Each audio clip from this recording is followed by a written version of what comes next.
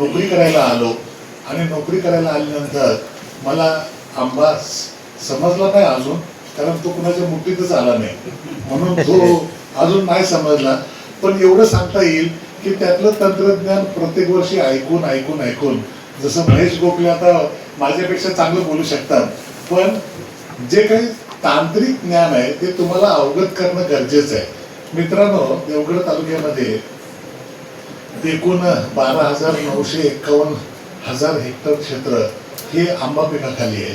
आणि आपण आंबा पिकवतो म्हणजे आंबा हा फळांचा राजा आहे आणि आंब्याचा राजा हापूस आहे आणि तो तुम्ही पिकवताय आणि संध्याकाळच्या वेळेला मिळायला येत आहे. किती ग्रेट गोष्ट आहे. आणि मग या गोष्टीसाठी तुम्हाला सॅल्यूटच करायला पाहिजे. तिसरी गोष्ट, अतिवृष्टीचे पण पैसे आलेले आहेत, माहित आहे का? अतिवृष्टीचे पैसे वेगवेगळ्या आणखी मालवणला काही भागात वाटून झालेत.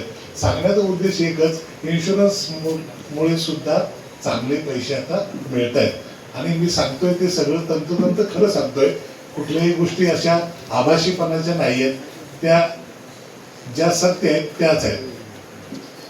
आपण आंब्यासाठी बोलताना एक लक्षात ठेवलं पाहिजे, आंब्यामध्ये 2 गोष्टी महत्वाच्या आहेत.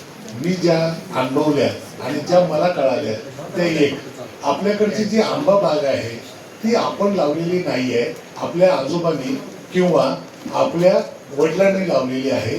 त्याचं जे काही मोठं स्वरूप म्हणजे आंबा झाडाचं वृक्षात रूपांतर झाल्यामुळे आपल्याला बरेच समस्या, बऱ्याच अडचणी सामोरे जाव्या लागतात. मग ह्या अडचणी कमी करण्यासाठी पहिली एक गोष्ट करा, ज्या बागेचं वय 35-40 वर्षापेक्षा जास्त आहे त्या बागात छाटणी करणं अत्यंत महत्वाचं आहे आणि हे गरजेचंच आहे. याबद्दल कुणाचंही दुमत असायला नको. फक्त छाटणीबद्दल दुमत आहे, कधी करायची म्हणजे मीटिंग त्या मोडक्या मारुतीच्या मंदिरात घ्यायची का वरच्या शाळेत घ्यायची याच्यावर आपला विषय असतो. त्यामुळे आपण निश्चित एक करायला पाहिजे, एक तर ऑक्टोबर नोव्हेंबरमध्ये नाहीतर एप्रिलमध्ये ह्या बागा छाटायला पाहिजेत. आणि छाटल्याशिवाय आपल्याला ही समस्या, जी काही रोग, कीड किंवा इतर काही समस्या आहेत फवारणीच्या, नाहीतर मग त्याच्यावर आंबे राहिलेले असतात 20 आणि ते काढायला पैसे मागतात 350 रुपये, ही देखील वेळ येते. मग हे टाळण्यासाठी आपल्याला आपल्या बागेचं व्यवस्थापन करताना आटोक्यात ती झाडं कशी राहतील याचं पहिला विचार आपण करायला पाहिजे. म्हणजे हे सगळे प्रश्न सुटू शकतात. आणि मग याचा विचार करताना आपण एक लक्षात ठेवायला पाहिजे की जोपर्यंत मुलगा म्हणजे बापाची चप्पल किंवा बापाचं एखादं घड्याळ वगैरे येत नाही हातात, तोपर्यंत सगळं ऐकतो.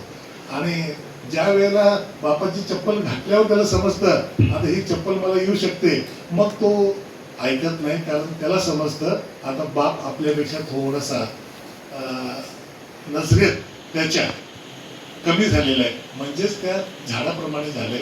त्यामुळे ही झाडं पहिल्यांदा मुलं असताना किंवा मुलांच्या नजरेत असताना आपण ती छाटली पाहिजेत, ही गोष्ट पहिली.